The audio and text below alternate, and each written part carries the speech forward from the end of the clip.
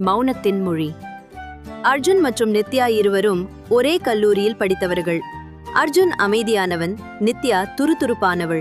அர்ஜுனுக்கு நித்யாவை மிகவும் பிடிக்கும். ஆனால் தன் காதலை சொல்ல தயங்கினான். கல்லூரி முடியும் நாளில் தன் டைரியில் "உன்னை எனக்கு ரொம்ப பிடிக்கும்" என்று எழுதி அவளிடம் கொடுக்க நினைத்தான்.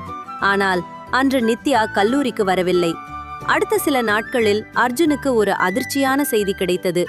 நித்யாவுக்கு ஒரு விபத்து ஏற்பட்டு அவளது கண் பார்வை பறிபோய்விட்டது.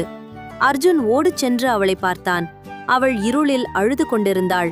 அர்ஜுன் அவளிடம் பேசவில்லை. மாறாக அவளது கைகளை பிடித்து கொண்டான். அந்த ஸ்பரிசத்திலேயே அவளுக்கு தெரிந்துவிட்டது அது அர்ஜுன் என்று.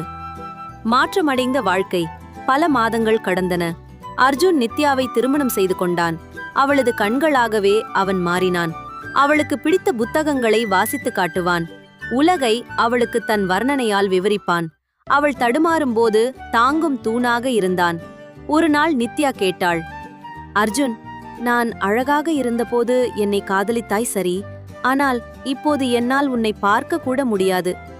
ஏன் இன்னும் என்மேல் இவ்வளவு அன்பு?" அர்ஜுன் புன்னதைத்துவிட்டு சொன்னான், "காதல் என்பது கண்களால் பார்ப்பதல்ல நித்யா, அது இதயத்தால் உணர்வது. உனக்கு கண் தெரிந்த போது என் காதலைச் சொல்ல எனக்கு தைரியம் இல்லை. இப்போது உனக்கு நான் தேவைப்படுகிறேன். அதுவே என் காதலுக்கு கிடைத்த பாக்கியம்." உண்மையான அன்பு சில வருடங்களுக்கு பிறகு நித்யாவுக்கு அறுவை சிகிச்சை மூலம் பார்வை திரும்ப கிடைத்தது.